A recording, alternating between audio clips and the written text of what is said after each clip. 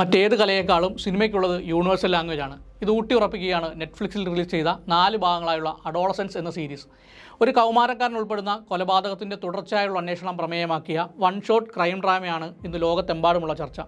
Cinema പ്രേമികളും സാമൂഹ്യ നിരീക്ഷകരും അധ്യാപകരും രക്ഷിതാക്കളും വിദ്യാർത്ഥികളുമെല്ലാം ഇതിൻ്റെ ഭാഗമായി കഴിഞ്ഞു. കൗമാരക്കാർ കുറ്റക്കാരാകുന്ന അല്ലെങ്കിൽ നിയമവുമായി പൊരുത്തപ്പെടാത്ത കേസുകൾ കേരളമെന്നോ ബ്രിട്ടനെന്നോ വ്യത്യാസമില്ലാതെ എല്ലായിടവും വർദ്ധിക്കുകയാണ്. കുടുംബ പ്രശ്നങ്ങൾ, ജീവിത പരിസരം, അധ്യാപക ഇടപെടലുകളിലെ പോരായ്മകൾ, അങ്ങനെ പലതാകാം കാരണമെന്നാണ് ഇത്തരം കുട്ടികളുടെ ജീവിതം പ്രധാന പ്രമേയമായെത്തിയ സിനിമകൾ പറഞ്ഞു വെച്ചിട്ടുള്ളത്. ഇതാണോ റിയാലിറ്റി? ഇവ മാത്രമല്ല, കുരുന്നുകളുടെ മനസ്സിനെ മോശാവസ്ഥയിലേക്ക് എത്തിക്കുന്നതെന്ന് തിരുത്തുകയാണ് അഡോളസൻസ്. നേരം പുലരും മുന്നേ ഒരു വീട്ടിലേക്ക് ഇരച്ചു കയറുന്ന ആയുധധാരികളായ പോലീസുകാർ.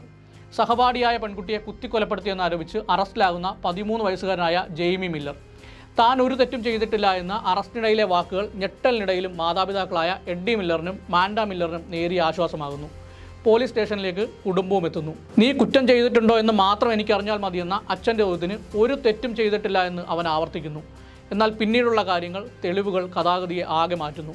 ഇങ്ങനെ തുടങ്ങുന്നു സീരീസ്. സാധാരണ ത്രില്ലറുകൾ പോലെ സീറ്റഡ് അന്വേഷണവും എവിടെയോ മറിഞ്ഞിരിക്കുന്ന പ്രതിയും അയാളിലേക്കെത്തുന്ന നീക്കവും ഇവിടെയില്ല. എന്നാൽ അതിനേക്കാളേറെ കാഴ്ചക്കാരെ വേട്ടയാടാനും ഉള്ളു നിറയ്ക്കാനും കെൽപ്പുള്ള ഒറ്റ ചോദ്യമായ വാട്ട് വാസ് ദ മോട്ടീവ് എന്നതാണ് സീരീസിൻ്റെ അകക്കാമ്പ്. അതാണ് ബാക്കി 3 എപ്പിസോഡുകളിലുമായുള്ളത്. മുതിർന്നവർക്കോ പുറം ലോകത്തിനോ ഒട്ടും സുപരിചിതമല്ലാത്ത ലോകമാണ് പിന്നീട് കാണുന്നതൊക്കെയും. കേസ് അന്വേഷണം നടത്തുന്ന ഉദ്യോഗസ്ഥൻ ഇനി എന്തെന്ന ചോദ്യത്തിൽ പതറുമ്പോൾ വഴികാട്ടുന്നത് അതേ സ്കൂളിൽ പഠിക്കുന്ന കൗമാരക്കാരനായ മകനാണ്. സമൂഹമാധ്യമങ്ങളുടെ മറുവശം, ഓൺലൈൻ ചാറ്റിംഗ്, കമൻറ്റുകൾ തുടങ്ങി പരസ്പരം അയക്കുന്ന ഇമോജികളുടെ വ്യാഖ്യാനം ഉൾപ്പെടെയുള്ളവ എത്രത്തോളം സ്വാധീന ശക്തിയാണെന്ന് കാഴ്ചക്കാരിലെത്തുന്നു. ഡിജിറ്റൽ കാലത്തെ പശ്ചാത്തലം നിറഞ്ഞ കേസിൽ ഉദ്യോഗസ്ഥൻ മകൻ്റെ മുന്നിലെ വിദ്യാർത്ഥിയാകുന്നു. ഒരു കൊച്ചുകുട്ടി എന്ന പോലെ മകനിൽ നിന്നും എല്ലാം കേട്ടറിയുന്നു. കണ്ണിൽ കൗതുകത്തിൻ്റെയും ആശങ്കയുടെയും സൂചനകൾ. പിയർ ഗ്രൂപ്പിൽ നേരിടാവുന്ന ബുദ്ധിമുട്ടുകൾ, ഓൺലൈനായും ഓഫ്ലൈനായുമുള്ള ബുള്ളിയിങ്ങുകൾ, എതിർലിംഗക്കാരോട് തോന്നുന്ന അമിതമായ താല്പര്യം, സ്ത്രീവിരുദ്ധത, ജെൻഡർ വിവേചനം, പുരുഷാധിപത്യബോധം എന്നിവയെല്ലാം എത്തരത്തിൽ കുട്ടികളെ മാറ്റുന്നു എന്നത് ജെയ്മിയിലൂടെ വ്യക്തമാണ്. ജെയ്മിയും ചൈൽഡ് സൈക്കോളജിസ്റ്റായ ബ്രയോണിയും തമ്മിലുള്ള സംസാരം ഉൾപ്പെടുന്ന 3ാമത്തെ എപ്പിസോഡ് നിർണായകമാണ്. ആഹാരവും ഡ്രിങ്ക്സുമായി സമീപിക്കുന്ന ബ്രയോണിയുടെ നീക്കങ്ങൾ ഓരോന്നും അതീവ ശ്രദ്ധാപൂർവമാണ്. ജെയ്മിക്ക് പുരുഷന്മാരോടും സ്ത്രീകളോടുമുള്ള മനോഭാവം, താല്പര്യങ്ങൾ എന്നിവ സമർത്ഥമായി മനസ്സിലാക്കാനുള്ള ശ്രമങ്ങളെ സൗമ്യമായും ഇടയ്ക്കിടയ്ക്ക് കോപാകുലനായും ജെയ്മി നേരിടുന്നു. സെഷൻ പൂർത്തിയാക്കി പോകുന്ന ബ്രയോണിയോടുള്ള ജെയ്മിയുടെ പെരുമാറ്റം അവനിലെ അരക്ഷിതാവസ്ഥ നമ്മളിലേക്കും പകരുന്നു. മാത്രമല്ല, താങ്ങാനാകുന്നതിനപ്പുറം കേട്ടതിലുള്ള വിങ്ങലിലും നിസ്സഹായതയിലുമാണ് ബ്രയോണിയുടെ മടക്കം. ഒരുപക്ഷെ അവർ അറ്റൻഡ് ചെയ്തതിൽ വെച്ച് ഏറ്റവും സങ്കീർണമായ സെഷൻ. ഇൻസൽ കമ്മ്യൂണിറ്റിയും മനോസ്ഫിയർ കൾച്ചറുമെല്ലാം ഇതിനിടയിൽ പ്രതിപാദിക്കുന്നു. ഇൻവോളണ്ടറി സെലിബേറ്റ് എന്ന ഇൻസൽ പ്രണയമോ രതിയോ വിജയിക്കാത്തതിന് കാരണം ചുറ്റുമുള്ളവരും, അതിൽ തന്നെ പ്രത്യേകിച്ച് സ്ത്രീകളുമാണെന്ന് കരുതുന്നു. തങ്ങളൊട്ടും ആകർഷിക്കാൻ സാധ്യതയില്ലാത്തവരാണെന്ന തെറ്റിദ്ധാരണയാണ് ഇവരെ നയിക്കുന്നത്.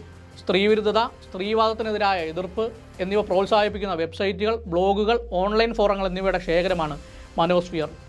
മറ്റൊരു സവിശേഷത ബ്രോക്കൺ ഫാമിലി എന്ന സ്റ്റീരിയോടൈപ്പ് അട്ടിമറിക്കലാണ്. അച്ഛനമ്മമാർ തമ്മിലുള്ള വഴക്ക്, സാമ്പത്തിക തർക്കം, മാനസിക ശാരീരിക പീഡനം എന്നിവയൊന്നും ഇവിടെയില്ല. ഒരു ഘട്ടത്തിൽ പോലും ജെയ്മിയെ അലോസരപ്പെടുത്താതെ വളർത്തിയ രക്ഷിതാക്കൾ തങ്ങൾ മകനെ ശ്രദ്ധിക്കുന്നതിൽ പരാജയമായിരുന്നോ എന്നും കുറെ കൂടി സൂക്ഷ്മത അവനിൽ പുലർത്തണമായിരുന്നോ എന്നും പറഞ്ഞ് വിഷമിക്കുന്നത് ഒരു ഓർമ്മപ്പെടുത്തലാണ്. ജെയ്മി അറസ്റ്റ് ചെയ്യപ്പെട്ട മുറിയിൽ തുടങ്ങി അതേ മുറിയിൽ അവസാനിക്കുന്ന 4 മണിക്കൂർ ദൈർഘ്യമുള്ള സീരീസിൽ കഥാപാത്രങ്ങളെയും സാഹചര്യങ്ങളെയും തീവ്രത ഒട്ടും ചോരാതെ നമുക്ക് ചുറ്റും നടക്കുന്ന കാര്യങ്ങളെന്ന മട്ടിൽ ക്യാമറ പിന്തുടരുന്നു. ഒരാളിൽ നിന്ന് മറ്റൊരാളിലേക്ക് അതേപടി ഷോട്ടായി കൈമാറുന്നു. ജെയ്മിയെ അവതരിപ്പിച്ച ഓവൻ കൂപ്പർ ഒറ്റയ്ക്ക് എലിവേറ്റ് ചെയ്യുന്ന എത്രയോ രംഗങ്ങളാൽ സമ്പന്നമാണ് സീരീസ്.